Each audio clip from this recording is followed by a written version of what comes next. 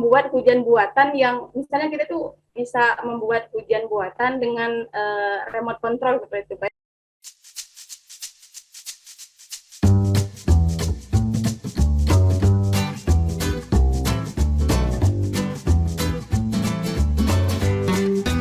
Selamat pagi, kita jumpa kembali dalam kegiatan Menyapa Negeri sesuai dengan apa yang sudah kita lakukan di Menyapa Negeri 1, 2, dan 3. Kali ini kita akan juga melakukan kegiatan Menyapa Negeri dengan mengundang salah satu alumni dari program studi klimatologi Terapan yang sudah menyelesaikan magister dan sekarang berkiprah di dunia akademik. Nah, sebelum kita akan lanjut berdiskusi terkait dengan bagaimana kiprah beliau di akademik terkait dengan pengembangan keilmuan iklim, saya akan mencoba memperkenalkan kembali apa itu program studi klimatologi Terapan. Baik, ya seperti yang kita ketahui bahwa program studi klimatologi Terapan merupakan salah satu program studi pasca sarjana yang ada di bawah Departemen Geofisika dan Meteorologi, Fakultas Matematika dan IPA di IPB University. Program studi klimatologi Terapan mengampu dua program studi, yaitu yang pertama adalah program studi magister klimatologi Terapan dan yang kedua adalah program studi doktoral klimatologi Terapan. Nah, untuk program studi magister klimatologi Terapan memiliki visi untuk menjadi program magister unggulan dan terkemuka, serta memiliki daya saing di tingkat nasional dan internasional dalam bidang klimatologi Terapan untuk mendukung pembangunan berkelanjutan. Sedangkan untuk mencapai visi tersebut, program studi magister klimatologi Terapan memiliki misi untuk menyelenggarakan pendidikan tinggi berkualitas internasional dalam bidang penerapan ilmu iklim untuk mendukung pembangunan berkelanjutan, kemudian mengembangkan kemanfaatan ilmu pengetahuan dan teknologi dalam bidang klimatologi Terapan melalui penguatan kerjasama dengan berbagai institusi baik nasional maupun internasional, kemudian memberikan kontribusi terhadap perencanaan, pengelolaan, dan pemanfaatan sumber daya iklim secara optimal pada berbagai sektor pembangunan. Sebagai bentuk untuk menjaga kualitas dari lulusan program studi magister klimatologi Terapan, kami sudah memiliki akreditasi yang saat ini sudah terakreditasi A yang kami terima pada tahun 2018 yang berlaku sampai dengan 2023 dan tentu akan kami terus perpanjang.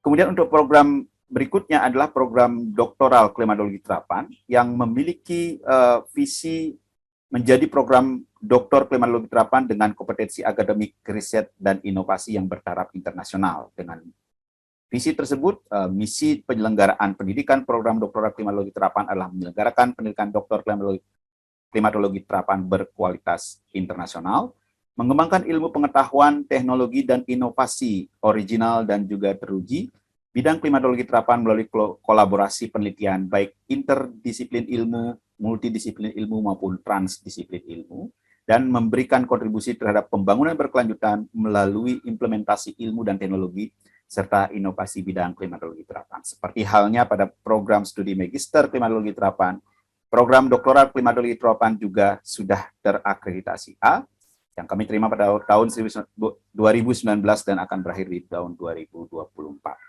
Nah, sesuai dengan apa yang saya disampaikan dalam misi, visi, baik program doktoral dan juga program magister klimatologi Terapan, tentu alumni-alumni kami berkiprah di berbagai bidang, baik di bidang yang akademik, ya, dan juga non-akademik. Nah, untuk kali ini kita akan membahas lebih spesifik, yaitu kiprah akademisi muda dalam pengembangan keilmuan iklim. Untuk itu, saya telah bersama salah satu alumni yang sekarang berkiprah di salah satu institut yang terkemuka di Indonesia, dan nanti kita akan berdiskusi, ngobrol-ngobrol gitu ya, kira-kira bagaimana kiprah dari akademisi muda dalam pengembangan keilmuan iklim di bidang bidang pekerjaan yang sekarang ditekuni. Baik, untuk itu saya sudah bersama alumni Saudara Lesi Mareta. Ya, Saudara Lesi, gimana manggilnya nih, Mbak Lesi gitu ya, atau Ibu Lesi? Mbak Lesi. Mbak Lesi aja nggak apa-apa. Oh ya, baik Mbak Lesi. Mbak Lesi lulus tahun berapa ya dari klimatologi Terapan? Saya lulus klimatologi Terapan itu tahun 2019, September 2019. 2000? 2019. 2019 ya, sekitar baru 2 tahun ya, sebelum pandemi berarti ya? Iya, sebelum pandemi. Oh ya, Untuk wisudanya itu Desember, Pak. Desember ya. Wisudanya Desember. Berarti masih wisuda itu secara offline ya? Iya betul, Pak. Waduh, ini karena untuk yang lulusan tahun 2020 itu wisudanya sudah secara online kebanyakan, jadi tidak merasakan bagaimana wisuda secara offline.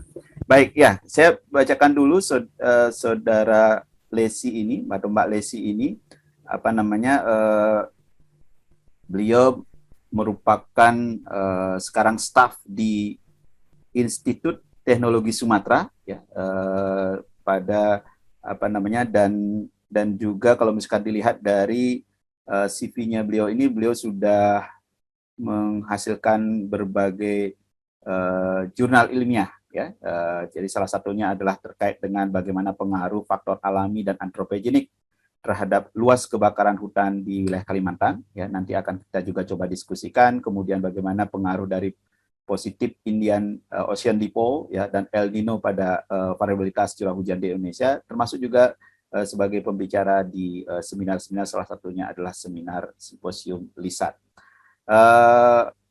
Mbak Lesi ini lahir tahun 96 ya, jadi masih sangat-sangat muda. Nah, ini sangat cocok sekali untuk saat ini kita berdiskusi bagaimana kiprah dari akademisi muda, ya, menyelesaikan program S1 Fisika dari Universitas Sriwijaya, kemudian klimatologi terapan untuk program magister dari Institut Pertanian Bogor di program PRI, ya, lulus tahun 2019 seperti tadi disampaikan. Baik, Mbak Lesi, dan juga yang menarik di sini, Mbak Lesi ini mengampu di tempat apa namanya bekerja saat ini mengampu sekitar 16 mata kuliah. Wah, ini luar biasa ya. Nanti kita akan diskusi bagaimana mengatur kegiatan dengan sekian banyak mata kuliah yang diampu. Baik, pertanyaan pertama ini Mbak Lesi mau menanyakan ini. S1 itu kan dari fisika gitu ya. Bagaimana bisa apa namanya prosesnya itu bisa melanjutkan ke program klimatologi ya waktu itu. Jadi lulus S1 itu kan tahun 2017 ya. Kemudian langsung langsung melanjutkan ke program magister. Itu bagaimana proses?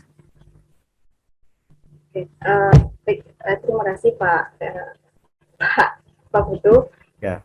Jadi transisi dari fisika murni ke klimatologi terapan itu sebenarnya bukan satu kebetulan atau bagaimana ya. Jadi memang sudah direncanakan. Dulu pertama kali masuk fisika itu tujuan awalnya itu memang mau melihat struktur atau struktur atmosfer dan sebagainya, karena tertarik ke meteorologi seperti itu.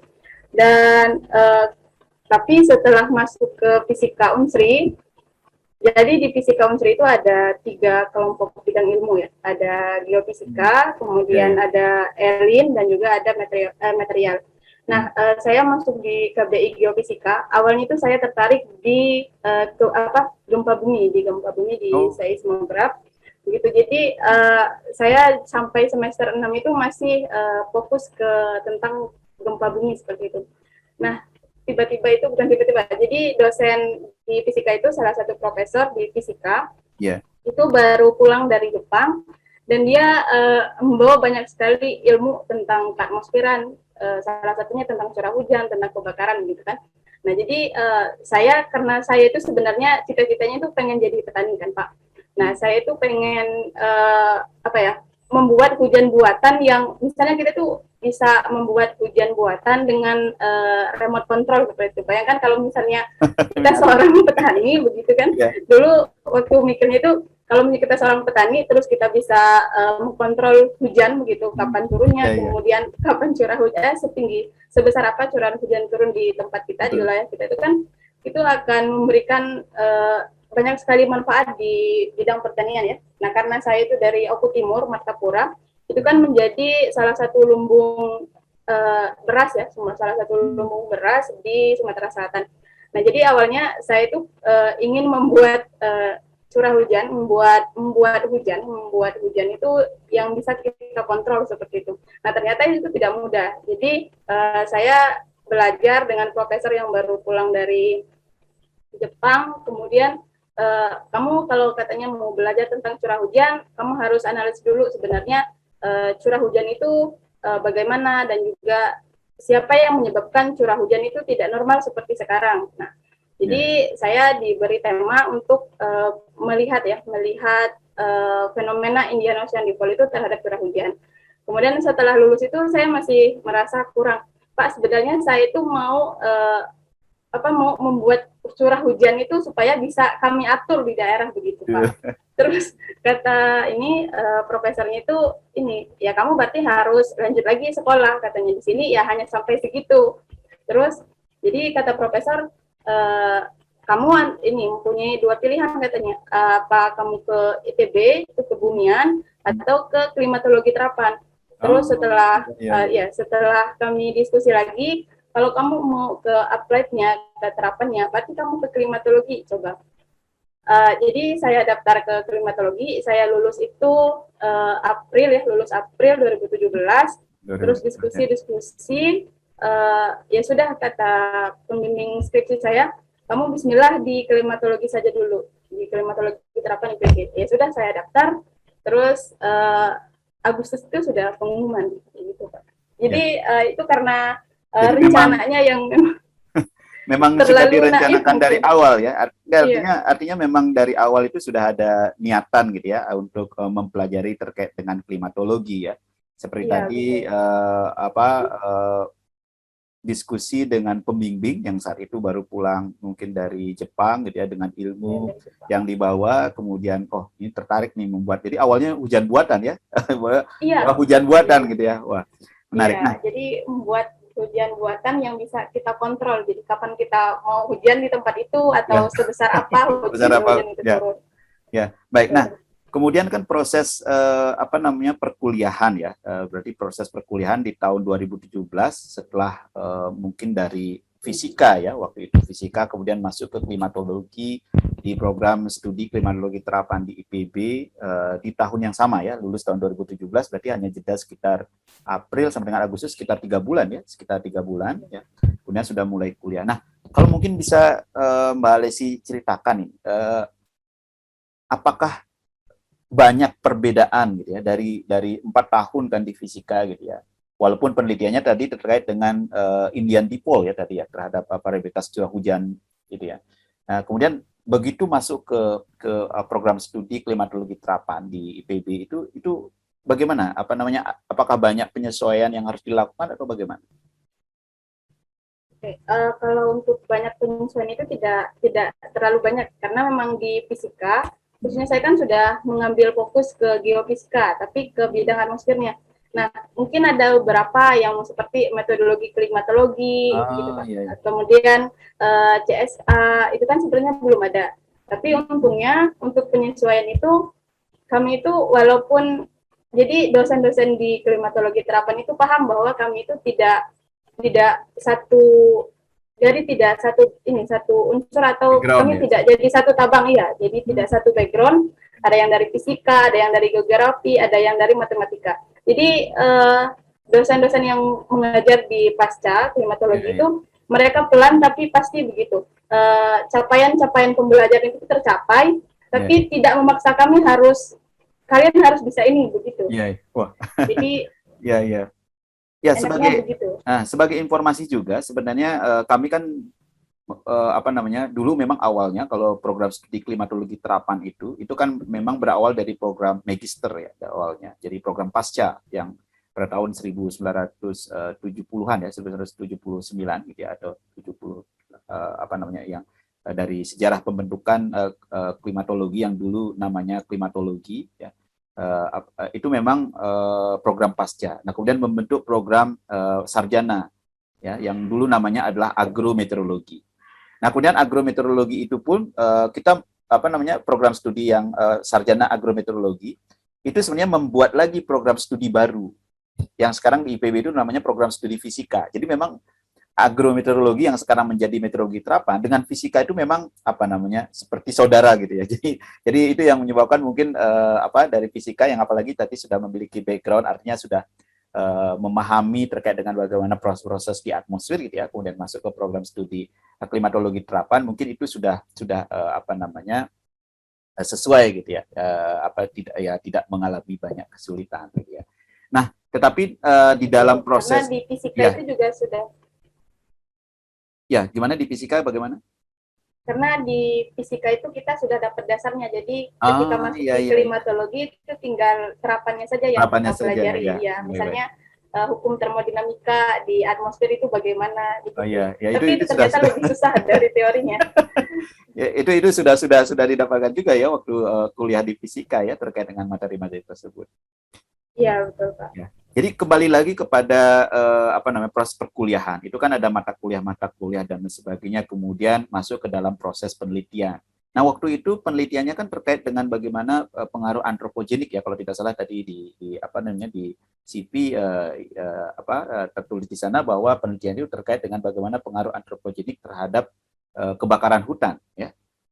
Mungkin bisa diceritakan sedikit bagaimana proses penelitian ataupun tujuan dari penelitian itu seperti apa waktu itu?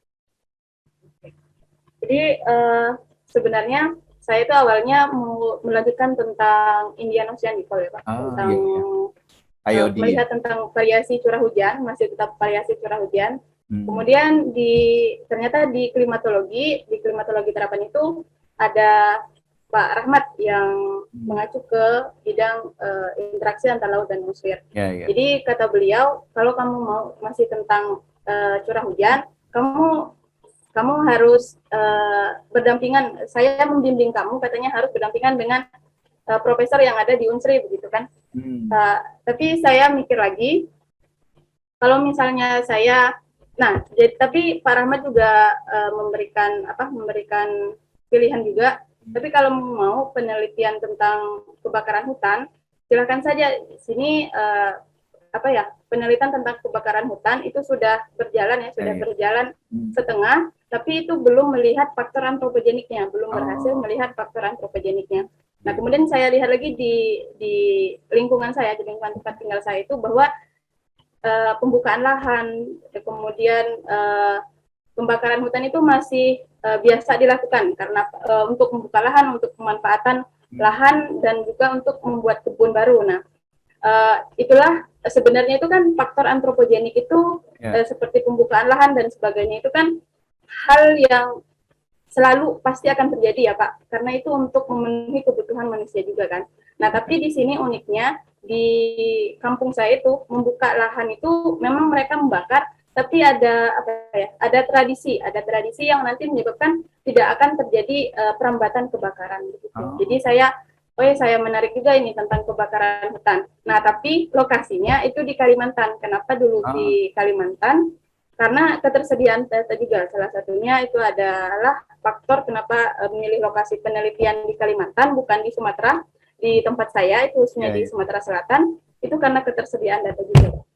Jadi ada faktor-faktor pembatas. Tadi menarik juga itu, yang di Sumatera itu kan berarti sudah ada niatan nih, kalau misalkan saya mempelajari tentang kebakaran hutan tadi disampaikan ada yang namanya local wisdom gitu ya. Local wisdom itu apa? Mungkin lokal gitu atau masyarakat itu sudah melakukan hal-hal bagaimana cara membatasi gerak api dan sebagainya. Nah, hal-hal tersebut di dalam penelitian walaupun lokasinya itu berubah menjadi di Kalimantan ya, apakah itu dimasukkan juga di dalam penelitian yang dilakukan saat itu? Tidak Pak, maksudnya tuh faktor antropogenik apa saja itu tidak dimasukkan dalam penelitian saya, tapi di sini maksudnya antropogenik itu adalah kan kita menggunakan data model sebenarnya dalam penelitian ini. Jadi semua data ya, misalnya curah hujan, suhu ya, misalnya suhu, kelembaban itu yang mengandung gas rumah kaca, yang ada gas rumah kacanya. Jadi kan di data model di SIMEP 5, jadi saya itu memanfaatkan data SIMEP 5 ya Pak. Nah, data SIMEP 5 itu ada data historical dan juga ada historical NAT.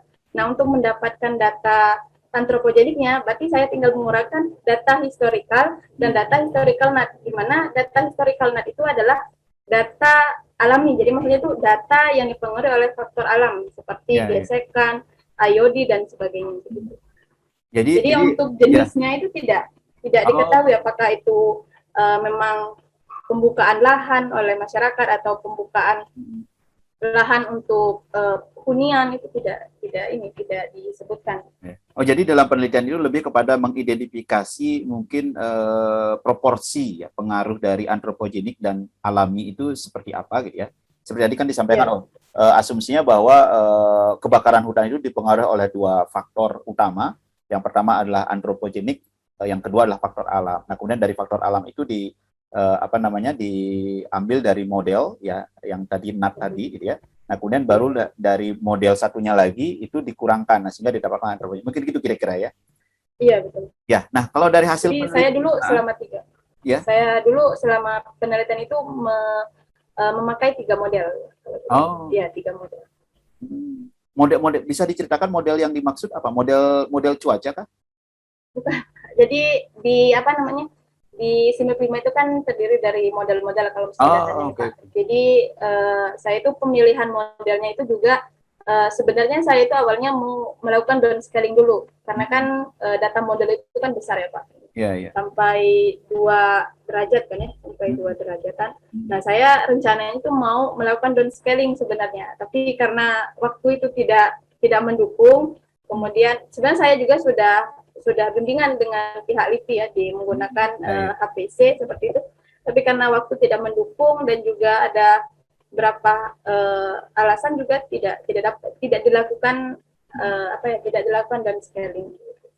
Ya, ini menarik ini karena kemarin minggu lalu sebelumnya kami juga berdiskusi juga dengan alumni juga dari Saudara Agung ya terkait dengan bagaimana programmer ya dalam dalam kegiatan-kegiatan dalam aksi misalkan perubahan iklim dan sebagainya itu. Memang untuk saat ini mungkin sama seperti yang Mbak Lesi lakukan gitu ya, bahwa kegiatan-kegiatan keilmuan atau pengembangan keilmuan iklim saat ini itu tidak bisa terlepas dari teknologi. Seperti tadi menggunakan IP5 kan, yang 5, yang walaupun sekarang sudah berkembang ke yang 6 gitu ya, itu digunakan kemudian diambil dari 3 model dan sebagainya, dan itu kan bisa digunakan untuk mengidentifikasi sebenarnya berapa pengaruh tanpa harus melakukan analisis langsung gitu ya, karena model itu kan ya walaupun penyederhanaan dari suatu sistem ya secara definisi model, tapi kan model mampu memberikan hasil dengan memasukkan berbagai parameter-parameter itu. Nah, kalau misalkan dari hasil penelitian yang sudah dilakukan itu, apakah keluar hasil misalkan berapa persen pengaruh antropogenik dari keseluruhan pengaruh? Di penelitian saya dulu tidak sampai keluar berapa persen seperti ada di saya lupa, tapi ada paper yang mengatakan bahwa misal di faktor antropogenik itu sebesar 89%. Gitu. Saya tidak sampai di situ Pak, karena saya melihat spasialnya. Jadi di bagian Kalimantan yang mana yang antropogenik itu sebenarnya besar begitu. Iya benar ya. Gas rumah kacanya yang besar ya. Kalau mengacu tadi itu hampir 80% ya pengaruh dari antropogenik ya, sangat-sangat. Iya betul. Ya artinya memang kebakaran hutan faktor utamanya ya walaupun alam tentu berpengaruh gitu ya, tapi faktor antropogenik sangat tinggi ya berpengaruh. Karena memang kalau kita lihat, kalau mau melihat benar-benar faktor alam, misalnya gesekan antar kayu, antar ranting itu sangat tidak mungkin. Maksudnya itu persennya itu sangat kecil sekali ya Pak. Di daerah saya saja itu, saya waktu setelah lulus itu kan ada jeda dari bulan September sampai Desember itu kan pulang ke desa, itu istirahat sebentar, terus melihat di situ kebetulan kan itu musim kemarau, jadi itu waktunya masyarakat itu membuka lahan begitu. Jadi saya mikirnya, saya itu meneliti tentang faktor antropogenik. Nah, keluarga saya, karena biasa itu kan masih keluarga saya sendiri itu membuka lahan dengan membakar hutan. Jadi kontradiktif dengan apa yang saya dapat dipahami sama ini ya. Baik ya. Terlepas dari proses yang di lapangan gitu ya, dan kemudian kan kembali ke topik kita di awal bahwa bagaimana sebenarnya kiprah dari akademisi muda, karena kan Malaysia sekarang kan berkecimpung atau kegiatannya kan di di kampus ya. Iya betul. Ya di kampus yang di Institut Teknologi Sumatera ya, yang yang saya melihat dari perkembangannya sangat pesat ya institut ini.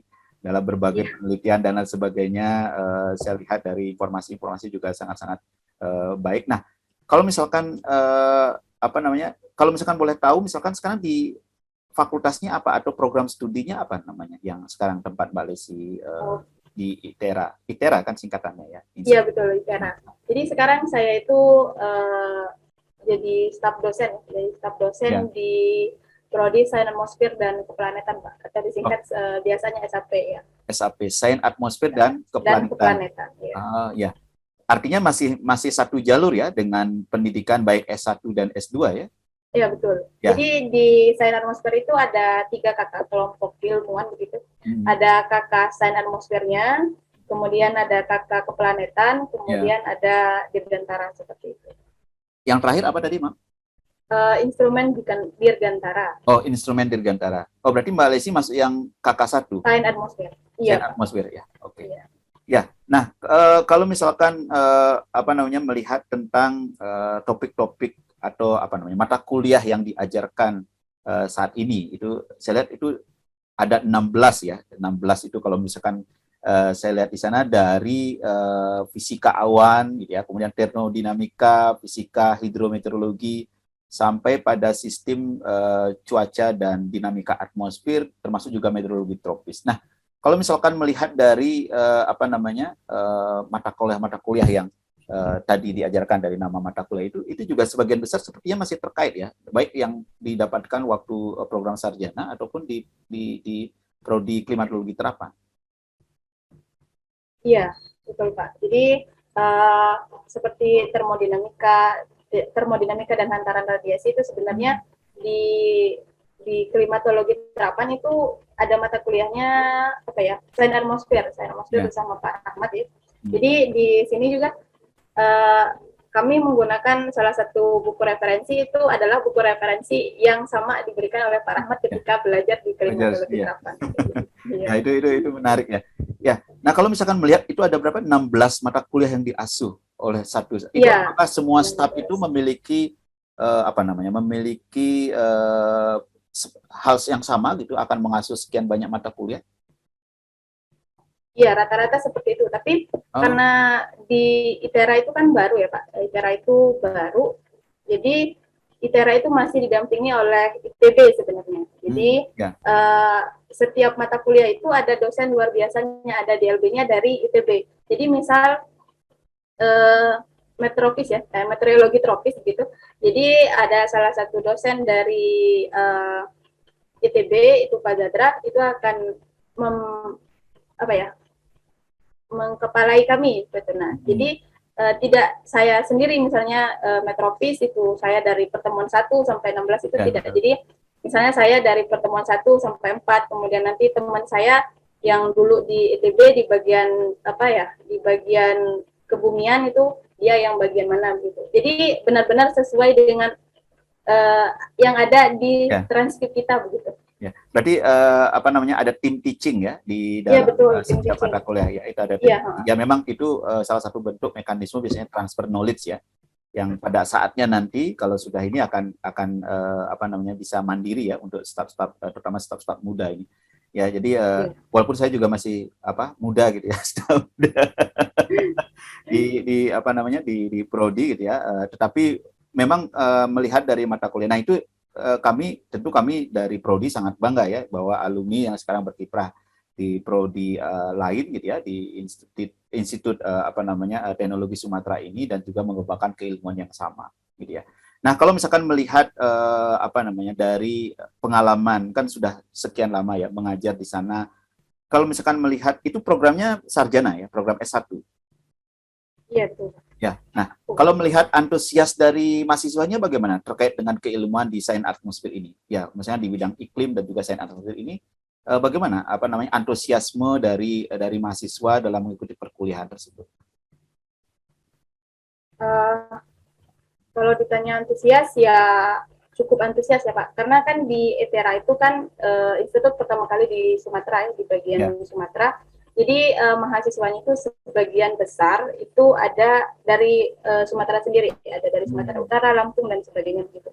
Nah, untuk sains atmosfer dan keplanetan itu sendiri kan satu-satunya prodi di Indonesia begitu. Jadi betul Pak. Jadi ini sebenarnya itu perpaduan meteorologi dan juga klimatologi dan juga keplanetan. Ya. Ada keplanetan ya. Iya, jadi kalau misalnya ditanya antusias itu, mereka sangat antusias, apalagi ketika belajar tentang curah hujan, kemudian lapisan batas atmosfer dan sebagainya begitu. Ya karena ini terkait dengan topik yang tadi disampaikan di awal, bagaimana sebenarnya kiprah dari ya akademisi muda, karena pada akhirnya nanti mereka pun kalau misalkan nanti mereka tertarik untuk melanjutkan pengembangan keilmuan yang sudah dipelajari saat ini gitu ya, desain atmosfer tadi gitu ya, tentu mereka juga akan ya beberapa dari mereka itu akan juga masuk ke jalur sebagai akademisi gitu ya. Nah, dan saudara Mbak Lesi ini kan sudah masuk ke jalur akademisi gitu ya, berarti kan penelitian-penelitian dan lain sebagainya gitu. Nah, melihat fenomena ini, kalau misalkan di ITERA sendiri itu atau mungkin secara keseluruhan gitu ya, melihat bagaimana sebenarnya peran akademisi muda ini di dalam pengembangan keilmuan iklim. Jadi ada teman saya tuh berkata seperti ini. Sebenarnya itu orang-orang yang memperhatikan atmosfer itu cukup unik karena tidak semua orang itu tertarik ya Pak, tertarik mengurus atmosfer begitu. Iya, karena kan tidak semua orang itu tertarik akan melihat sirkulasi atmosfer, dampak atmosfer dan dampak perubahan iklim itu bagaimana. Karena kita berbuat sekarang dampaknya itu puluhan tahun yang akan datang. Ya. Pak. Jadi kita tidak nikmati saat ini.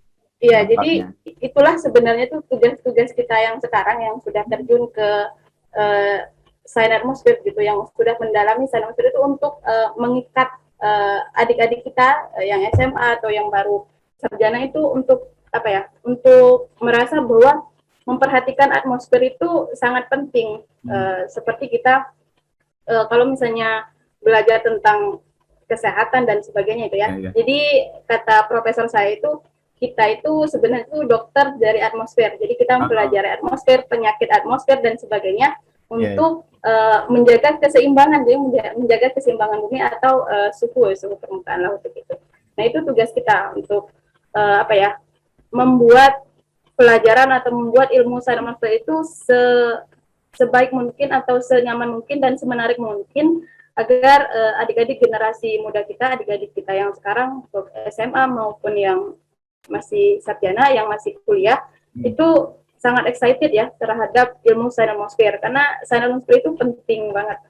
Dan juga saya punya pengalaman ketika saya ditanya, kamu jurusan apa? Saya jawab jurusan klimatologi terapan. Itu ngurus apa? Ngurus curah hujan. Oh, kamu mau jadi pawang hujan. Jadi jawab mereka itu cuman, kamu mau jadi pawang hujan.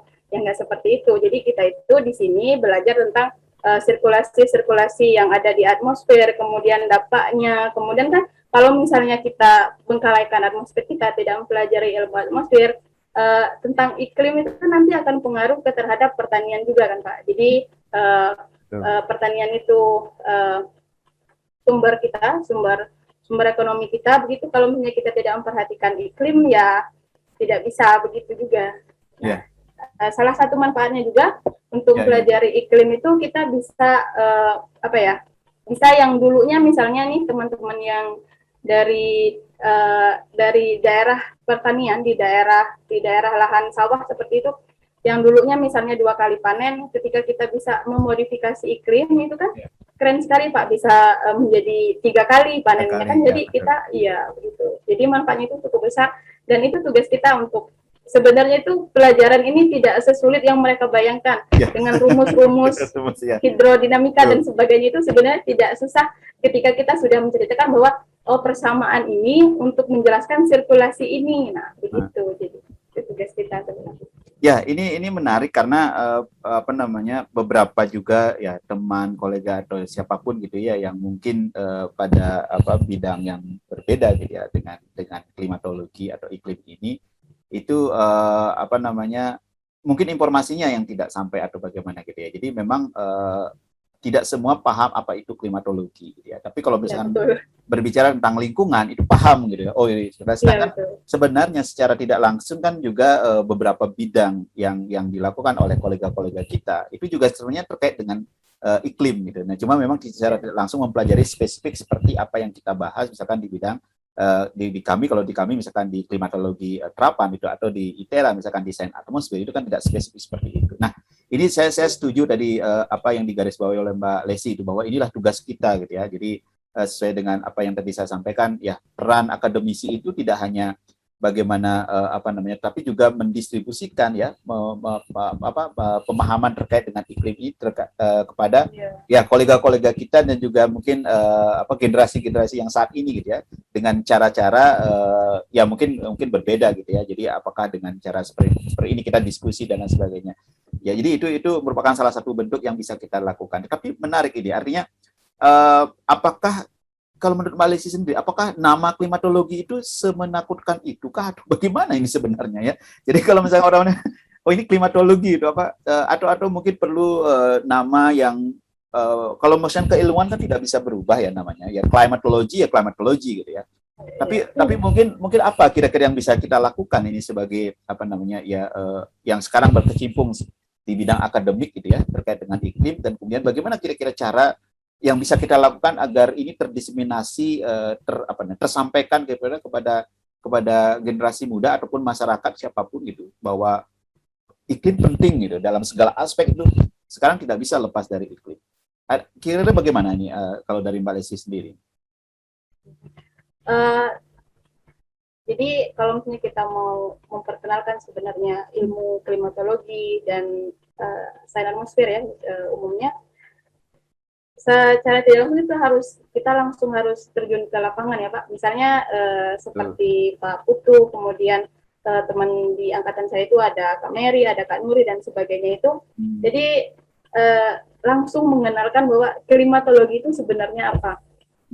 Ada lucu lagi itu kejadian waktu ketika saya baru pulang dari, jadi saya itu sebenarnya itu pulang dari Bogor itu berasa pulang dari luar negeri karena tidak ada satupun di daerah saya itu yang paham ilmu klimatologi itu untuk apa begitu. Ada yang mengatakan bahwa klimatologi itu nanti akan ke fisikalnya banget gitu. Jadi kemudian saya itu kan mendaftar dulu waktu pulang itu sekitar bulan September Oktober itu saya pulang ke desa, terus mendaftar dosen di sekitar rumah itu, dan ada beberapa dosen yang di sana itu tidak tahu ilmu klimatologi. Nah, artinya nama ini bukan nama aneh atau menakutkan atau bagaimana, tapi memang sebagian orang itu memang belum tertarik dan juga belum mau tahu tentang klimatologi itu apa, karena esensinya sendiri itu mereka belum tahu.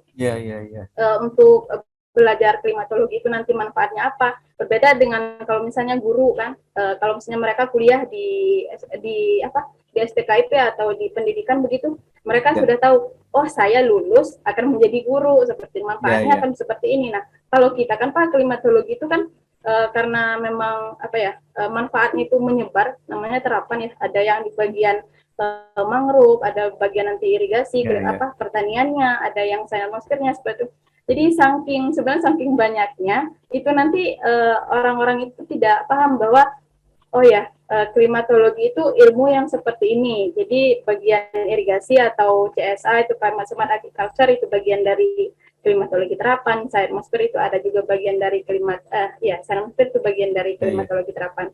Jadi itu lagi Pak, menekankan kita yang seharusnya sebagai alumni itu langsung memperkenalkan, langsung memberikan contoh, maksudnya itu membuka pintu untuk teman-teman yang lain itu agar tertarik belajar klimatologi gitu. Karena klimatologi itu ya unsur penting menurut saya di kehidupan ya, dari iklim kita tidak bisa lepas dari situ, betul kata Pak Putu tadi.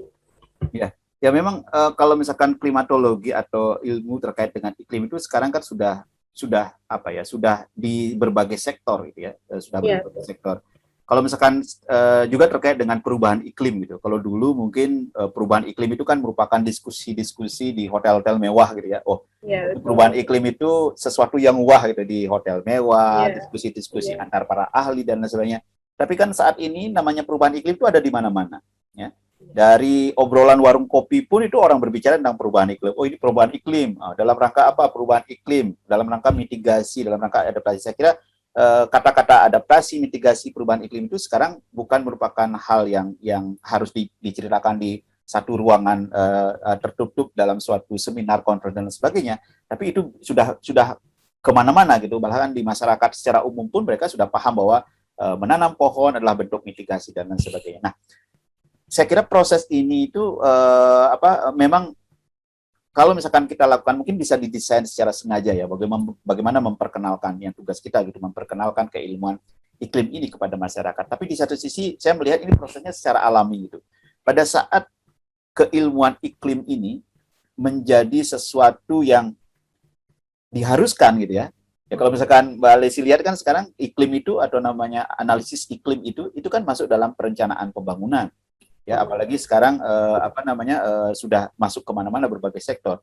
Jadi semua orang akan mulai memahami apa yang dimaksud dengan iklim ini. Nah, namun demikian tetap seperti tadi ya, kalau misalkan Mbak Lesi tadi sampaikan begitu selesai kuliah dari Bogor, kembali kemudian mencoba untuk mendedikasikan diri mendaftar di salah satu universitas atau kampus yang ada gitu ya. Dan ternyata masih juga muncul pertanyaan seperti itu, berarti mungkin masih perlu kerja keras kita ini.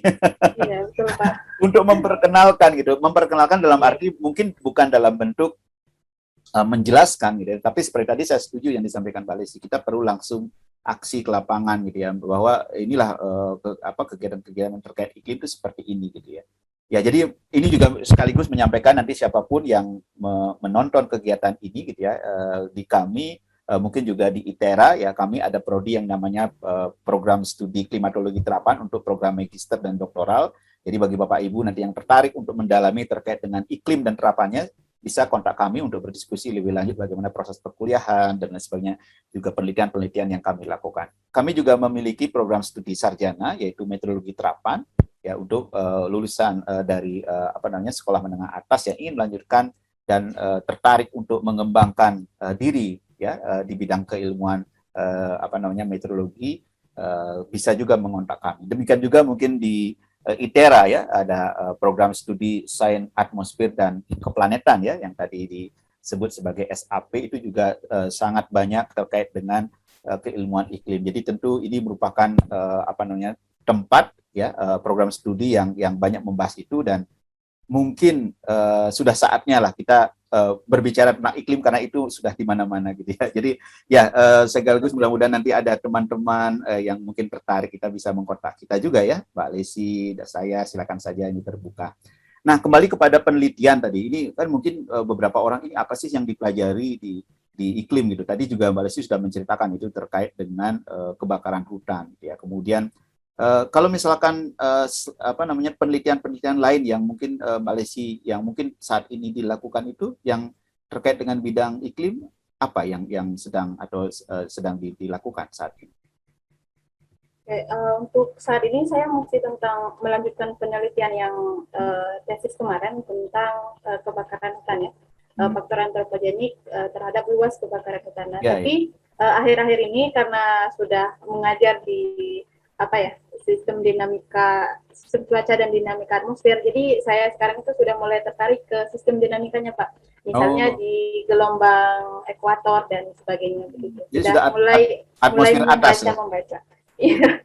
Mulai sirkulasinya. Ya, sirkulasi ya, kombinasi ya. Ke sirkulasi ya begitu. Ya, baik. Ya, kalau misalkan bisa diceritakan sedikit terkait dengan, jadi siapa tahu mungkin ada dari siapapun nanti yang melihat tayangan ini gitu ya, menanyakan di sains atmosfer itu apa sih yang dipelajari secara sederhana misalkan, dan apa kira-kira manfaatnya untuk berbagai sektor gitu. Di sains atmosfer itu kan ada 16 mata kuliah gitu, mungkin salah satu atau beberapa mungkin bisa diceritakan itu apa topik utama yang dibahas. Nah, kalau di kami misalkan klimatologi terapan, salah satu misalkan di kami yang kebetulan mata kuliah yang saya ampu itu ada namanya hidroklimatologi.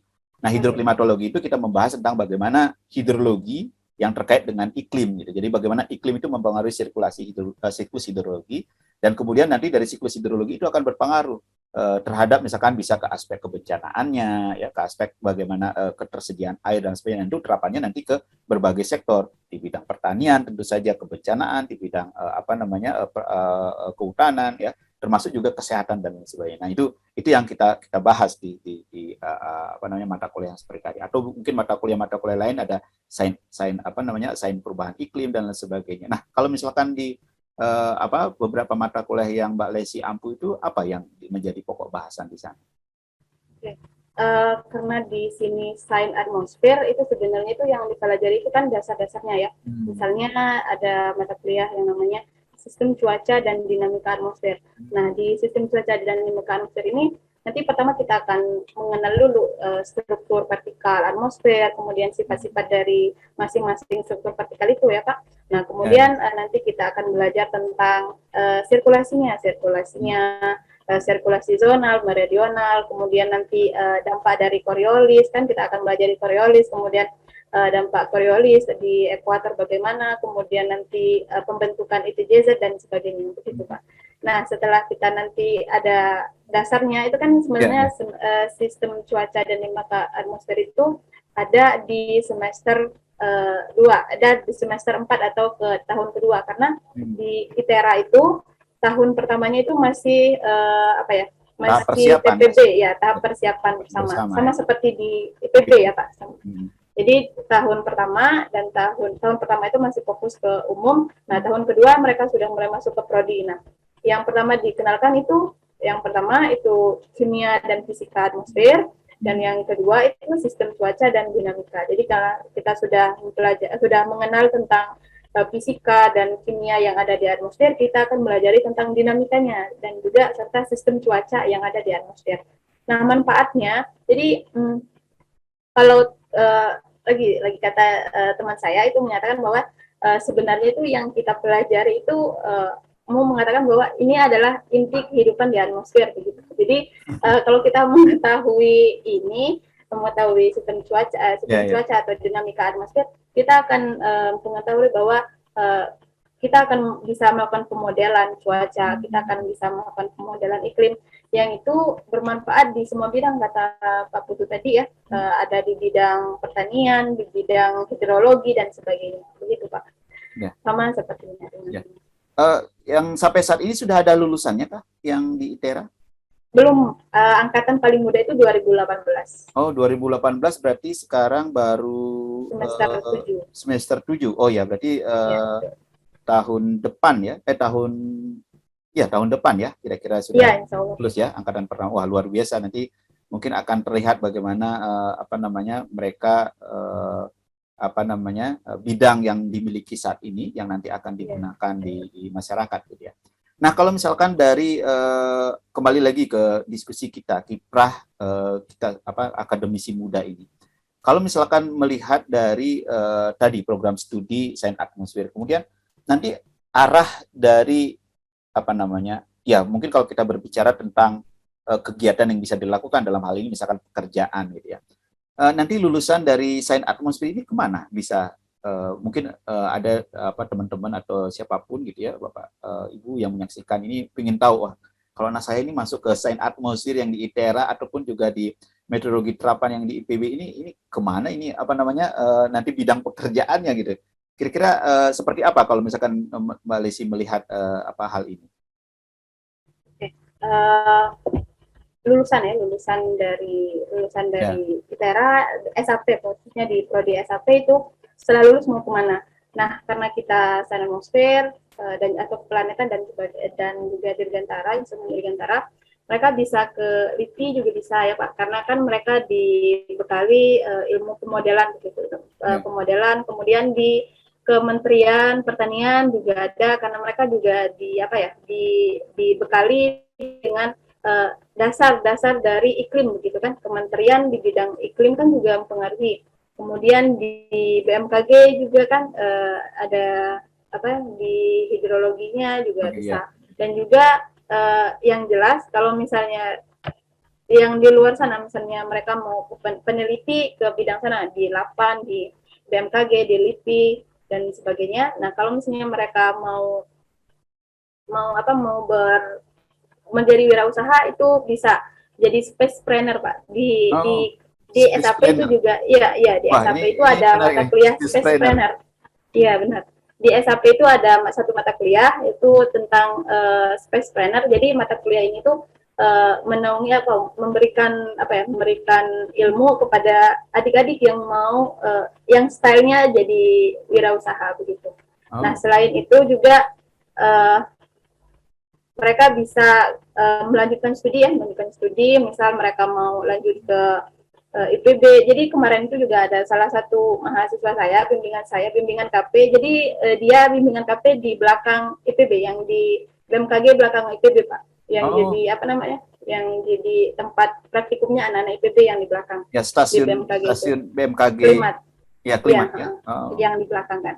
Jadi kemarin dia, dan juga kebetulan pembimbing lapangannya itu juga alumni doktor di klimatologi terapan, itu Pak Danang. Oh, Pak Danang. Oh iya, betul. Ya, Beliau betul. saya tahu. Iya. Nah, jadi penelitiannya itu dia melihat melihat pengaruh keasaman hujan, tingkat keasaman hujan itu terhadap tanaman begitu ya, terhadap tanaman. Jadi dia sudah menggali banyak ilmu kan, dia dasarnya sudah punya, kemudian dia diterapkannya ke melihat ke tingkat keasaman ya, maksudnya pengaruh tingkat keasaman terhadap jenis tanaman yang bisa rentan terhadap si keasaman tadi, tingkat keasaman curah hujan. Nah, jadi dia sudah bertanya-tanya misalnya, Bu, saya masih mau belajar tentang ini. Kalau misalnya saya ke klimatologi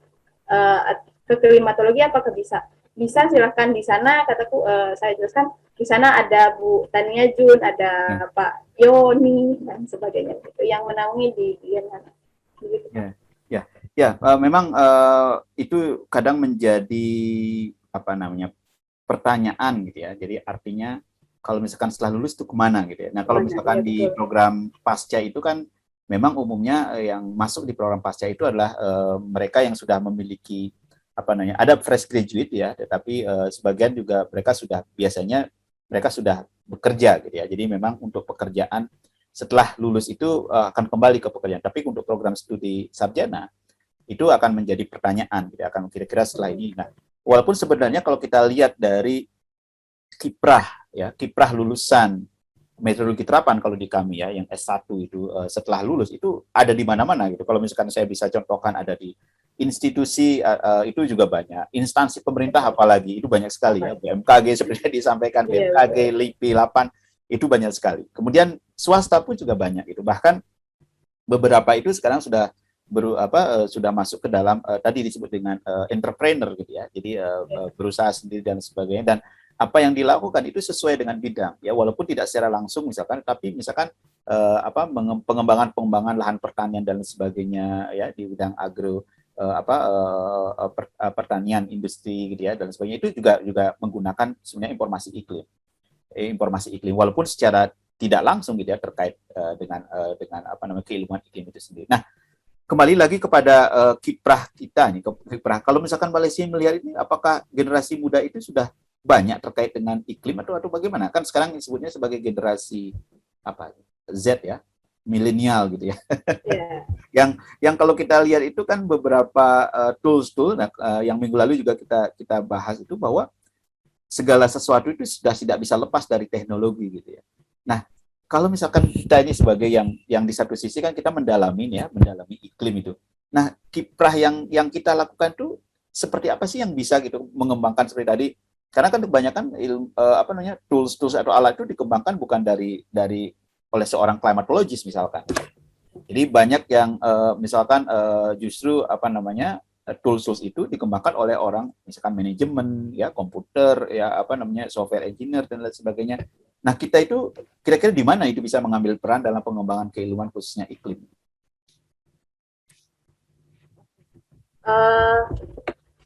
Bagian mana kitanya ya Pak ya, peran kita? Ya, kira-kira misalkan kita bisa ikut bergabung di mananya nih kalau misalkan di dalam pengembangan iklim. Kalau sekarang kan teknologi, ada software engineer yang mengambil peran itu. Kita sebagai seorang climatologist gitu ya, artinya yang mempelajari atau punya background iklim itu, kira-kira ikut di bidang mana nih yang bisa? Apakah kita bersaing dengan mereka? Kalau saya mungkin lebih ke berkolaborasi, kemudian kita mengisi, jadi mereka membuat ruang-ruang itu, membuat tools-tools itu, dan kontennya yang kita isi gitu. Bagaimana pengembangan keilmuan iklim ini? Ya, betul Pak. Sesuai dengan kata Rektor ITERA kemarin ya, bahwa ITERA itu tidak bersaing begitu, tapi lebih mengajak ke kolaborasi. Seperti di Unila kan, sebenarnya kan di Unila itu ada pertanian kan, ada pertanian, jadi otomatis juga mereka, kalau misalnya kita mau belajar tentang klimatologi pertanian, kan itu bagian dari klimatologi terapan gitu. Kita tidak bisa bersaing dengan Unila yang notabene sudah sangat tua begitu dibandingkan dengan ITERA yang masih bayi begitu kan. Jadi ketika si Unila itu membuat sesuatu, jadi kita mengajak berkolaborasi supaya ilmu yang ada di ITERA itu bisa membantu di Unilab gitu. Nah, untuk peran kita sendiri di teknologi itu betul kata Pak Putu tadi ya, misalnya kita untuk pengembangan instrumen gitu kan, instrumen itu dibuat ya, atau tools itu dibuat itu kan sebenarnya untuk mempermudah pekerjaan kita ya Pak. Ya, betul. Mempermudah pekerjaan kita untuk menganalisis sirkulasi dan juga perubahan iklim gitu. Nah, itulah peran kita supaya kita itu dapat menganalisis atau dapat merepresentasikan atau dapat memanfaatkan si tool dan juga instrumen atau teknologi itu. Nah, seandainya kalau misalnya kita tidak belajar tentang klimatologi, kemudian tidak belajar tentang sains atmosfer, itu tools dan juga instrumen itu tidak akan terpakai. Maksudnya itu tidak akan langsung berasa manfaatnya tools itu kan ya. Tidak akan bermanfaat untuk yang lain ketika kita tidak berhasil merepresentasikan apa yang ada di tools itu atau di instrumen. Begitu Pak. Ya, yang saya menarik tadi yang diskusi kita di awal yang menyatakan bahwa apa yang kita pelajari terkait iklim karena kita sudah mempelajari sebenarnya tidak semenakutkan atau tidak sesulit yang orang bayangkan, gitu kan? Iya betul ya. Ya itu menjadi poin penting gitu. Jadi artinya sebenarnya ilmu iklim itu tidak sesusah itu gitu. Apakah itu susah dan sebagainya? Sebenarnya ilmu iklim kan tidak sesusah atau sesulit yang orang bayangkan. Nah, seperti tadi yang disampaikan bahwa kalau misalkan sudah ada tools, ya tugas kita lah yang menggunakan tools itu, termasuk juga merepresentasikan tools itu sehingga memang sesuai dengan fungsinya gitu ya. Seperti contoh, mungkin tidak semua orang tahu bagaimana cara mengukur curah hujan gitu ya. Mungkin tidak semua orang tahu juga bagaimana sebenarnya kenapa curah hujan itu harus dalam satuan milimeter gitu ya. Itu saya seringkali itu menanyakan, ini tidak semua paham seperti itu. Jadi, ataukah kita sendiri kalau menurut Mbak Lesi ini, ataukah kita sendiri yang mempelajari tentang iklim ini, yang kemudian punya background tentang iklim ini, menganggap hal sederhana itu sehingga menjelaskannya itu hal sederhana tidak perlu dijelaskan itu, ataukah seperti itu di kita itu. Jadi kita terlalu melihat ilmu itu jadi agak di level tertentu gitu ya, mungkin lebih tinggi dari ekspektasi yang orang harapkan gitu ya.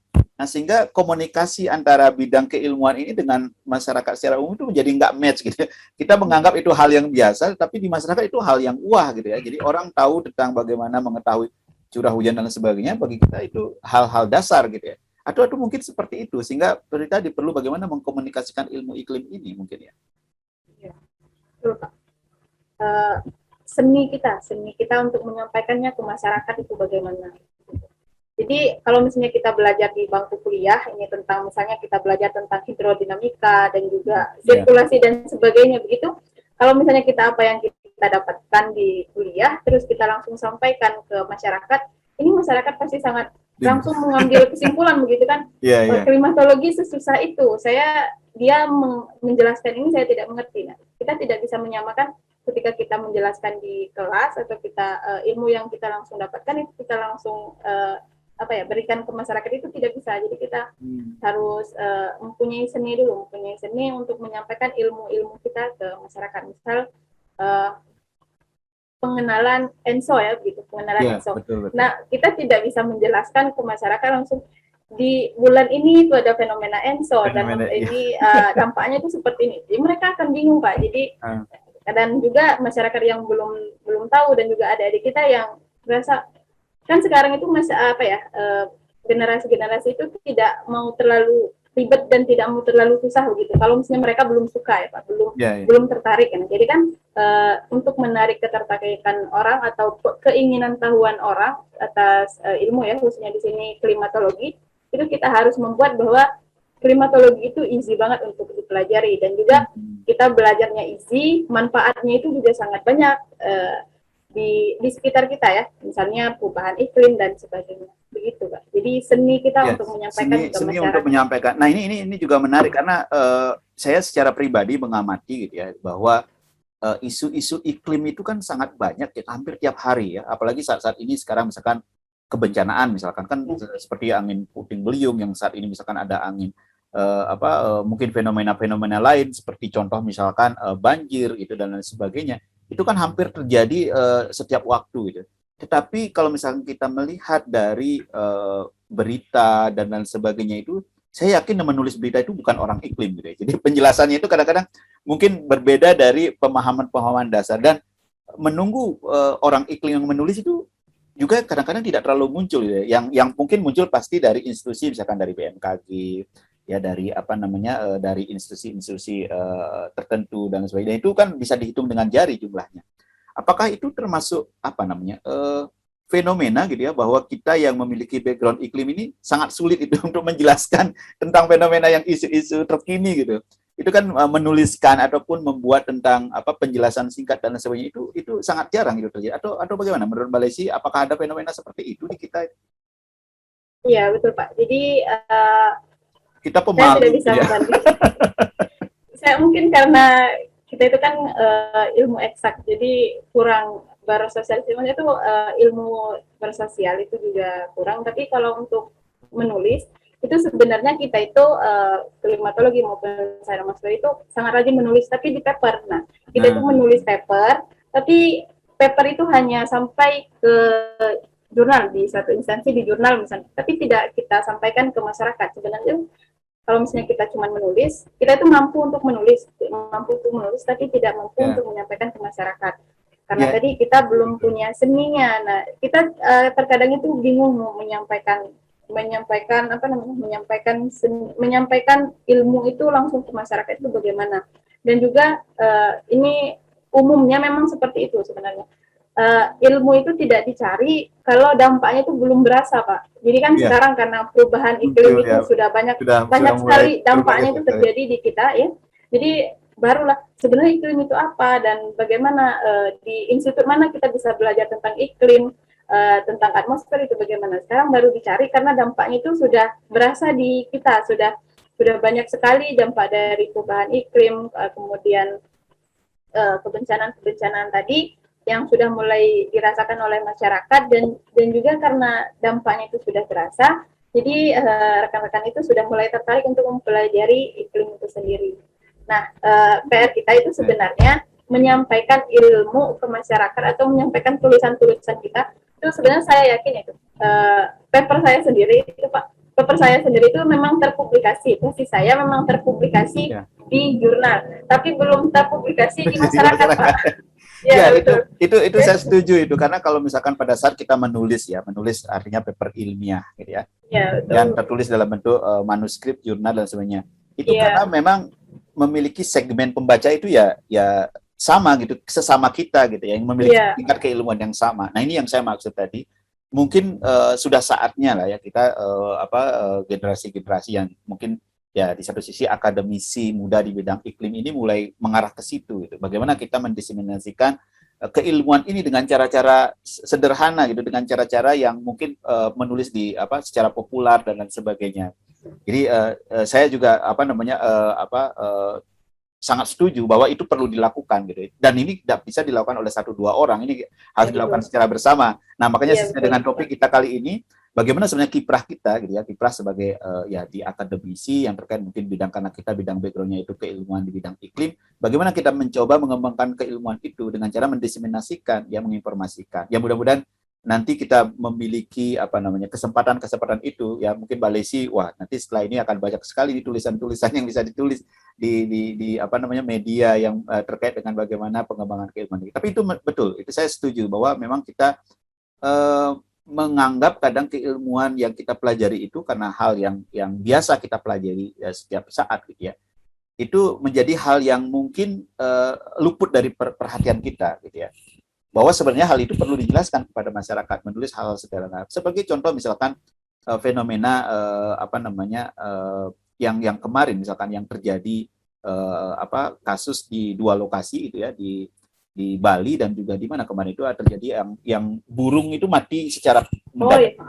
Ya. Nah, itu kan kami diskusi juga. Itu apakah ada fenomena, apakah burung itu mengalami sesak napas gitu ya. Sesak napas itu artinya sudden death, kemudian mati gitu ya, secara bersamaan karena di satu tempat. Berarti kan ada pengaruh bagaimana atmosfer itu, apakah polutannya kah, ataukah mungkin kekurangan oksigen secara tiba-tiba. Nah ini kan perlu dikaji kan dari sisi tersebut, dan itu belum ada yang menuliskan gitu dari yang memiliki background iklim terkait dengan itu gitu. Jadi apa sebenarnya yang terjadi hal seperti itu, dan termasuk juga hal-hal lain misalkan yang apa namanya ya kebencanaan dan sebagainya, seperti yang umum biasanya kan seperti misalkan musim kering gitu ya, yang sudah dikeluarkan mungkin oleh BMKG, mungkin perlu juga setelah fenomena-fenomena itu atau hal tersebut perlu ada apa namanya dorongan atau mungkin apa istilahnya pendapat atau apapun gitu ya dari masyarakat untuk menjadi bisa diterima masyarakat dengan bahasa yang secara umum gitu bisa diterima gitu ya. Ya mudah-mudahan nanti bisa saya kira ini menjadi titik yang baik gitu ya, kolaborasi mungkin ya. Jadi bisa jadi menulis tidak hanya 1-2 orang, tapi kolaborasi mungkin IPB dan ITERA gitu, karena memang ilmu iklim itu tidak banyak ya program studinya gitu. Ya, dulu kami melihat wah, pada saat kami melakukan proses yang namanya akreditasi gitu ya, kita kan perlu mencari yang sesuai bidang gitu ya. Sebagai apa namanya asesor dan sebagainya, itu sangat sulit memang. Ya memang ya paling kita mendapatkan di ITB, di UGM ya. Jadi itu pun kalau ITB mungkin di meteorologi gitu ya, tapi di apa namanya institusi lain universitas lain tidak mendapatkan mata kuliah yang apa namanya program studi yang sama gitu. Memang ini menjadi tantangan kita bersama ya, bagaimana mengembangkan keilmuan iklim, dan saya kira topik hari ini kita karena kita berada pada jalur mungkin masih apa istilahnya mungkin bisa dibilang muda gitu ya, apalagi Mbak Lesi ini baru kelahiran 96 ya, wah ini sudah sangat muda dia. itu perlu mengambil peran itu saya kira mungkin gitu ya, jadi kita perlu terus meningkatkan. Nah kembali kepada tadi gitu, apakah ada saran atau apa kira-kira yang bisa kita lakukan gitu kalau misalkan melihat ketertarikan secara spesifik misalkan untuk mahasiswa. Kalau misalkan boleh tahu di ITERA itu satu angkatan berapa jumlah mahasiswa yang desain atmosfer? Satu angkatan itu kadang ada yang 100, ada yang 98 Pak. Ya, artinya peminatnya lumayan ya. Artinya kalaupun 100 orang itu akan nanti lulus kemudian memberikan dampak ke 4 orang paling tidak gitu, itu kan menjadi 400 orang, berarti 500. Kemudian di level berikutnya kali 4 lagi, wah itu sekian banyak yang bisa berpengaruh gitu. Nah, apa yang dilakukan misalkan di ITERA untuk mempromosikan program studi sains atmosfer ini agar menarik minat mahasiswa untuk bisa masuk? Yang pertama kita harus meningkatkan minat masyarakat dulu, minat generasi kita terhadap perubahan iklim dulu Pak. Jadi kita melakukan webinar atau langsung ke SMA seperti itu untuk mengenalkan sebenarnya perubahan iklim itu dampaknya apa. Kemudian kalau ketika untuk mempelajari perubahan iklim dan sebagainya atau tentang keplanetan itu kalian bisa belajar ke ITERA gitu, khususnya di program studi sains atmosfer dan keplanetan. Nah selain itu webinar dan juga langsung ke SMA dan sebagainya. Selain itu juga kami memanfaatkan mahasiswa yang ada di ITERA kan. Jadi mereka maksudnya itu kami berharap atau kami mulai bentuk mahasiswa yang ada di ITERA itu agar mereka itu langsung bisa bermanfaat di sekitarnya begitu. Kami tidak mengharapkan mereka langsung bisa, untuk kita saja yang sudah magister di bidangnya itu masih kesulitan untuk mengkomunikasikan ilmu, tapi setidaknya kami berharap mahasiswa yang ada di ITERA itu mengenalkan sains atmosfer sendiri, mengenalkan prodi mereka sendiri di sekitarnya, bahwa kalau misalnya kalian belajar tentang keplanetan, tentang sains atmosfer dan juga perubahan iklim, kalian bisa belajar di ITERA, khususnya di prodi sains atmosfer dan keplanetan. Begitu Pak. Ya itu sangat menarik ya. Jadi langsung istilahnya itu jemput bola gitu ya. Ya bahwa ini ada calon potensial sebagai mahasiswa ya, langsung diskusi dengan yang bersangkutan. Tapi yang menarik tadi juga terkait dengan menunjukkan masalah-masalah yang bisa diselesaikan gitu ya. Jadi permasalahannya seperti apa, kemudian diberikan solusi-solusi dan sebagainya, dan itu tadi menarik juga disampaikan bahwa bagaimana meningkatkan ketertarikan dulu gitu ya. Jadi paling tidak ada minat dulu, yang bisa dimiliki oleh calon mahasiswa itu, gitu ya, untuk mempelajari bidang itu. Dan memang betul bahwa kalau di kami pun sama, gitu ya. Jadi bahwa mengembangkan keilmuan iklim itu mungkin dengan cara seperti tadi kita menyampaikan kepada calon mahasiswa atau baik di program sarjana maupun pasca sarjana, gitu ya, terkait bagaimana sebenarnya pentingnya ilmu iklim itu dalam setiap sektor, gitu ya, sesuai dengan bidang kegiatan yang dilakukan saat ini, gitu ya. Dan kami lebih kepada memfasilitasi dari keilmuan itu, artinya kita berdiskusi untuk pengembangan bersama sehingga nantinya setelah yang bersangkutan selesai melanjutkan studi di kami bisa kembali ke tempat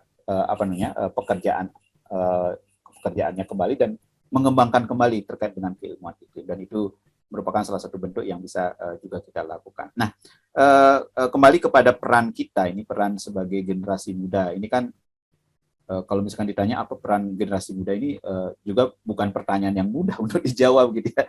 Peran generasi muda, gitu ya, peran kita dalam keilmuan. Karena keilmuan iklim itu kalau saya melihat ilmu iklim itu seperti old school, gitu ya, apa istilahnya, ilmu dari para pendahulu, gitu ya, bukan ilmu yang baru, gitu ya. Kalau misalkan ilmu yang baru mungkin teknologi, sains. Nah, kalau menurut Mbak Lesi, bagaimana kemudian kita membawa sains, teknologi ini ke keilmuan iklim? Sekarang sebenarnya sudah banyak ya aplikasi-aplikasi, kalau misalkan kita lihat ada AccuWeather, gitu ya, ada aplikasi-aplikasi lain yang bisa melihat misalkan kesesuaian lahan dari iklim dan sebagainya. Nah, bagaimana kalau misalnya kita bisa membawa ilmu iklim ini yang tadi dibilang sebagai old school, gitu ya, ilmu dari pendahulu, gitu ya, ke teknologi masa kini, itu kira-kira bagaimana kita bisa membawa itu? Artinya apakah ada metode tertentu mungkin membawa itu? Jadi kan kalau tadi di diskusi awal tadi sudah kita bahas, kalau misalnya untuk memasukkan, maksudnya itu memanfaatkan ilmu kita ke tools atau teknologi gitu ya. Nah, itu bagaimana caranya, gitu kan? Nah, yang pertama itu kita harus memiliki ilmu dasar terlebih dahulu, ya Pak. Memiliki ilmu dasar, kemudian setelah kita memiliki ilmu dasar, kita itu akan mudah untuk memasukkan ilmu kita atau memanfaatkan ilmu yang ada, memanfaatkan diri kita itu, memanfaatkan ilmu kita ke aplikasi-aplikasi begitu. Nah, kan kalau misalnya kita mempunyai ilmu tentang sains atmosfer, kalau misalnya kita mau bicara tentang prediksi curah hujan atau prediksi cuaca begitu kan, itu ada yang beberapa misalnya kita di sekitar kita itu untuk mengajarkan mereka cara membacanya, kemudian kalau curah hujannya begini bagaimana, kemudian nah yang belum itu kita belum mengaplikasikan misalnya seperti ini. Kan sebenarnya kita sudah banyak aplikasi-aplikasi tentang prediksi cuaca misalnya hari ini dan hari besoknya. Tapi tidak semua orang itu memanfaatkan aplikasi itu, Pak. Ya kan?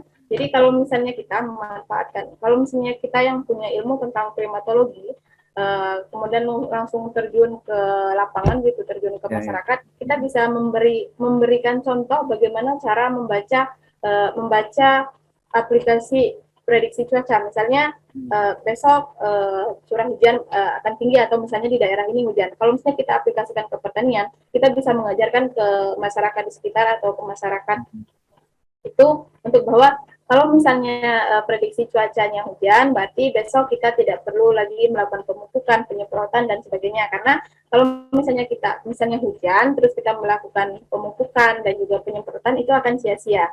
Nah, begitu untuk memanfaatkan ilmu kita ke aplikasi-aplikasi yang sudah ada. Karena tidak semua orang itu mungkin bisa membaca bahwa besok hujan dan di sini tidak hujan, di daerah sana hujan, bisa. Tapi manfaatnya ke bidang lain, misalnya ke bidang pertanian gitu kan. Kalau misalnya petani sudah punya aplikasi, dia cuma hujan dan tidak hujan. Dia tidak bisa membacanya, itu tidak bisa menganalisis bahwa kalau misalnya hujan, hujannya polanya intensitas bagaimana, hujannya bukan intensitas curah hujannya sebagaimana yang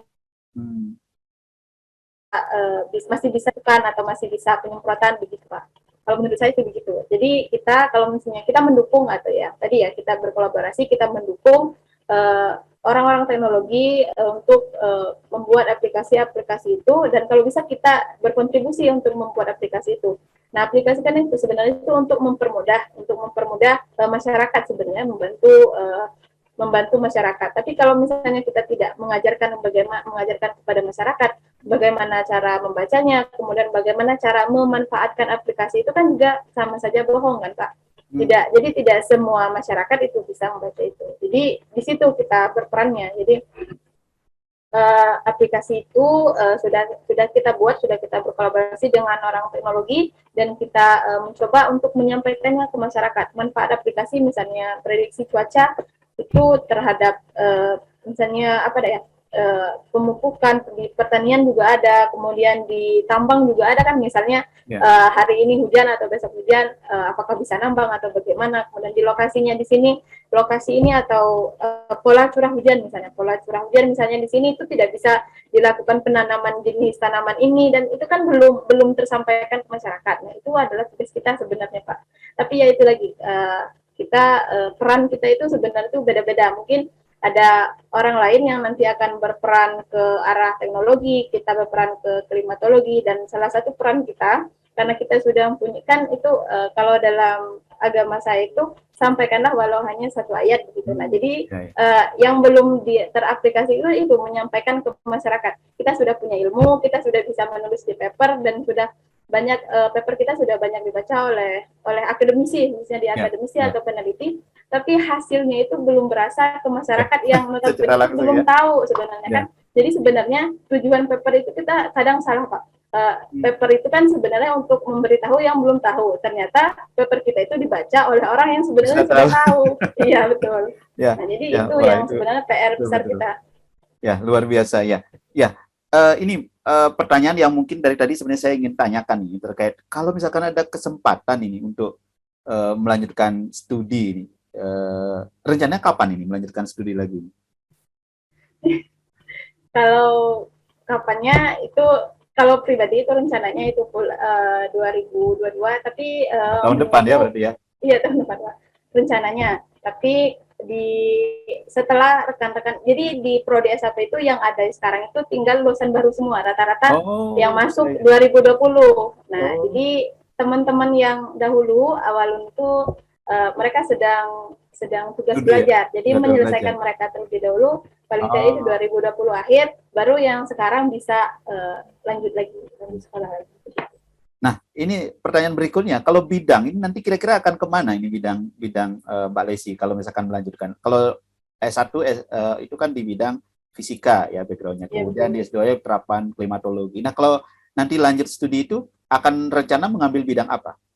Nah, kalau saya rencananya itu sudah terpikirkan sedikit ya, tentang saya akan pelajari tentang dinamika atmosfer, sistem cuaca dan dinamika atmosfer, kemudian nanti manfaatnya ke klimatologi pertanian gitu, Pak.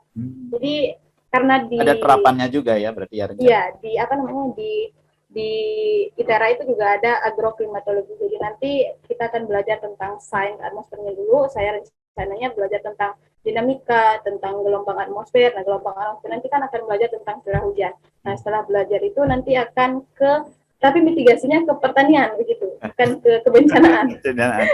Iya, jadi sains atmosfer, terus nanti mitigasi dan adaptasinya ke bidang pertanian, bukan ke bidang perubahan iklimnya begitu. Ya. Baik, terima kasih banyak ini. Ini kita sudah banyak diskusi terkait dengan bagaimana keilmuan iklim ini berkembang gitu ya, dan kita sebagai mungkin tadi dibilang generasi muda gitu, bagaimana kita memahami iklim itu dan bagaimana kita berusaha sebenarnya sampai saat ini ya seperti tadi Mbak Lesi sampaikan bahwa kita memiliki peran yang berbeda-beda dalam menyampaikan keilmuan iklim ini di masyarakat, ada dengan cara misalkan A, B, C, dari bagaimana, tapi kita perlu satu hal tadi, kata kunci yang saya tangkap adalah komunikasi. Bagaimana kita mengkomunikasikan keilmuan ini sebenarnya itu yang juga penting gitu ya, karena tidak semua apa yang kita pahami itu bisa tersampaikan dan yang menerima itu sesuai dengan apa yang kita ingin sampaikan gitu. Nah, itu ada gap di situ. Itu yang mungkin perlu kita perlu pahami bersama, dan itu tantangan dan juga mungkin tanggung jawab kita bersama gitu ya, bagaimana bisa gitu kita lakukan. Baik, terima kasih nih Mbak Lesi, udah hampir 1,5 jam ya kita berdiskusi, tidak terasa gitu ya. Banyak hal yang sudah kita diskusikan, mudah-mudahan banyak manfaat yang kita bisa ambil dari sini, bahwa keilmuan iklim ini merupakan keilmuan, walaupun tadi disampaikan bahwa keilmuan yang apa namanya, yang cukup tua gitu ya, cukup lama gitu, tapi dengan kemajuan teknologi mungkin perlu penyampaian atau bagaimanapun gitu ya, hal-hal terkait dengan iklim perlu dengan menyesuaikan dengan zamannya gitu ya. Jadi kondisi saat ini. Kalau misalkan pesan atau kesan yang ingin disampaikan kepada siapapun gitu yang di luar sana gitu ya, yang mungkin yang baru terpikirkan akan mendalami tentang iklim dan sebagainya, ada saran yang kira-kira bisa disampaikan mungkin, ataukah saya ingin mempelajari iklim ini, saya mulai dari mana dulu gitu, apakah dari membaca bukunya dulu kah, atau mungkin saya mempelajari iklim saya terapin saja gitu ya, kan sumber ilmu sudah banyak dan sebagainya, itu ada bagaimana sebenarnya bisa dilakukan? Oke, saran saya ya kepada mungkin yang akan melihat video ini, kalau misalnya kita mau belajar tentang iklim, pelajari dulu dampaknya, karena kan kita akan pelajari suatu hal itu ketika kita sudah terdampak atau menjadi korban begitu kan Pak. Jadi kita akan penasaran begitu. Kemudian setelah penasaran itu jangan belajar sendiri, karena kalau belajar sendiri itu atau belajar di Google dan sebagainya itu nanti akan keliru, akan tersesat dan bagaimana. Nah, itulah fungsi-fungsi ada ada jurusan meteorologi, ada jurusan klimatologi, ada jurusan sains atmosfer itu di Indonesia. Nah, kalau misalnya teman-teman mau belajar tentang klimatologi dan juga sains atmosfer itu bisa di mana saja ya, khususnya di Indonesia itu ada 3 ya setahu saya, itu ada di ITERA, ada di IPB, dan juga ada di ITB. Nah, khusus untuk klimatologi terapannya itu hanya ada di IPB setahu saya, Pak. Iya. Kalau klimatologi terapan ya. Iya. Selain atmosfer nanti bisa di ITERA gitu ya. Jadi sebagai ya baik, terima kasih banyak nih Mbak Lesi. Wah, ini luar biasa ya. Ini Mbak Lesi ini seperti tadi disampaikan di awal adalah alumni tahun 2019, jadi baru sekitar 2 tahun ya. Iya, 2 tahun. Makanya ilmunya masih sedikit sebenarnya, Pak. Perannya juga semangat. Tapi melihat dari apa yang tadi dijelaskan, ini sudah sangat luar biasa gitu ya. Banyak sekali yang kita bisa pelajari hari ini tentang bagaimana sebenarnya ilmu iklim itu, bagaimana pemanfaatan ilmu iklim itu. Mudah-mudahan ini bisa, ya seperti tadi, apapun, kalaupun sedikit yang kita sampaikan, mudah-mudahan kita bisa memberikan dampak gitu ya. Lebih banyak orang yang nanti mungkin tertarik untuk pengembangan ilmu iklim, tidak harus langsung menjadi pelaku gitu ya, tapi paling tidak memanfaatkan ilmu iklim itu. Dan tentu kami di kampus gitu ya, baik di ITERA ataupun di IPB di kami, itu akan sangat support gitu ya, akan sangat juga terbuka untuk diskusi-diskusi terkait dengan keilmuan itu. Nah, sehingga kami tentu akan silakan saja mengontak kami terbuka dengan hal tersebut untuk berdiskusi dan sebagainya terkait dengan bagaimana pemanfaatan ilmu iklim dan juga penerapannya di berbagai sektor, misalkan apalagi di pertanian ya, di bidang-bidang lain, kesehatan dan sebagainya, karena kita tahu bahwa ilmu iklim itu sekarang sudah merambah di berbagai sektor ya. Perubahan iklim yang tadi disampaikan juga seperti kita bahas itu kan merupakan suatu fenomena global dimanapun akan terdampak fenomena global, tapi dampak yang dirasakan itu lokal. Mungkin di ITERA sendiri di wilayah Lampung dan sekitarnya, Sumatera sekitarnya, itu juga memiliki dampak yang berbeda dengan misalkan di wilayah Jawa dan sebagainya, Kalimantan, Sulawesi, dan itu akan memberikan dampak yang berbeda. Jadi itu mungkin yang perlu juga kita pahami bersama, fenomena global yang memberikan dampak secara lokal, dan tentu kami terbuka untuk diskusi-diskusi hal tersebut ya. Jadi bagaimana dampaknya seperti tadi, pelajarilah dari dampaknya sehingga memiliki ketertarikan, oh ini dampaknya seperti ini apa penyebabnya. Nah, itulah kemudian jangan belajar sendiri. Nah, itu juga menarik, jangan belajar sendiri, betul gitu. Jadi pada saat kita mencari informasi itu secara mandiri, mungkin terkadang bisa jadi ada hal-hal yang informasi itu tidak valid gitu ya. Jadi ada hal-hal yang mungkin kekeliruan dan disinilah pentingnya diskusi, kolaborasi dan sebagainya. Baik, terima kasih banyak Mbak Lesi. Juga kita sudah diskusi sampai hampir 1,5 jam untuk membahas tentang bagaimana kiprah dari akademisi muda, ya kita sebutnya akademisi muda dalam pengembangan keilmuan terkait di bidang iklim. Ya, mudah-mudahan ini bisa memberikan manfaat. Baik, itu yang bisa kita diskusikan untuk hari ini. Sekali lagi saya ucapkan terima kasih mohon maaf ini waktunya jadi kita ambil ini untuk mendiskusikan kepada teman-teman gitu ya. Jadi kalau misalkan ada hal-hal yang tentu kita akan bahas lagi, nanti kita bisa kontak-kontak baik Mbak Lesi ya ataupun saya. Jadi untuk itu saya ucapkan terima kasih kepada siapapun yang menonton atau melihat video ini, mudah-mudahan bisa memberikan manfaat. Baik, ada pesan yang ingin disampaikan mungkin sebelum kita tutup untuk kegiatan hari ini? Untuk pesannya ya, untuk rekan-rekan semua, ayo belajar sains dan atmosfer ya, karena itu kalau kata profesor saya itu adalah inti kehidupan bumi ya. Kita bisa mengendalikan kenaikan suhu atau mengendalikan maksudnya itu bisa melakukan mitigasi dan adaptasi perubahan iklim itu ketika kita tahu ilmunya sains atmosfer dan klimatologi. Kalau kita tidak tahu, maka kita tidak akan bisa melindungi bumi. Kalau kata profesor saya itu tidak bisa melindungi bumi dari perubahan iklim yang dampaknya itu ke semua sektor, memang ke semua sektor. Sekarang itu perubahan iklim itu menjadi kalau di Twitter itu jadi trending topik sebenarnya Pak. Iya. Karena dampaknya ya, dampaknya itu sangat besar ternyata. Walaupun sebenarnya perubahan iklim ini yang kita rasakan itu terjadi karena dampak puluhan tahun yang lalu. Pengaruh dan juga pengaruhnya seperti tadi adalah fenomena global, mungkin saja penyebabnya bukan dari sekitar kita, tapi dampaknya kan kita rasakan. Iya. Fenomena global. Ya. Baik, terima kasih banyak sekali lagi. Jika ada yang tertarik untuk mempelajari fenomena-fenomena tadi, silakan kontak kami di IPB. Itu ada program studi klimatologi terapan, baik program magister maupun doktoral, dan juga program sarjana meteorologi terapan, dan di ITERA, Institut Teknologi Sumatera, itu ada sains atmosfer dan keplanetan SAP, ya, program studi SAP yang juga membahas terkait dengan iklim, dinamika atmosfer, dan juga ada keplanetan. Nah ini yang mungkin nanti kita bisa bahas pada sesi berikutnya ya, keplanetan ini. Jadi kita belum tadi lebih kepada fokus untuk klimatologi. Baik, ya itu kira-kira yang bisa disampaikan dan didiskusikan untuk hari ini. Semoga memberikan manfaat. Untuk itu kami tutup kegiatan yang kami sebut sebagai Menyapa Negeri. Ya, jadi Menyapa Negeri kami belum tadi sampaikan. Menyapa Negeri itulah kegiatan yang kita mencoba menggali informasi tentang bagaimana sebenarnya alumni dari program studi klimatologi terapan sekarang berkiprah ataupun juga mengambil peran dalam pengembangan keilmuan iklim. Ya tidak hanya di bidang akademik tapi juga di bidang-bidang lain. Tentu nantinya juga kita akan berdiskusi dengan kolega-kolega teman-teman yang terkait dengan bidang ini. Baik, terima kasih banyak sudah bisa hadir pada kegiatan hari ini. Mbak Lesi, terima kasih banyak. Mohon maaf. Ini sekali lagi atas waktunya. Mudah-mudahan sekali lagi bisa memberikan manfaat untuk kita semua. Saya tutup untuk kegiatan Menyapa Negeri seri 4 hari ini. Terima kasih.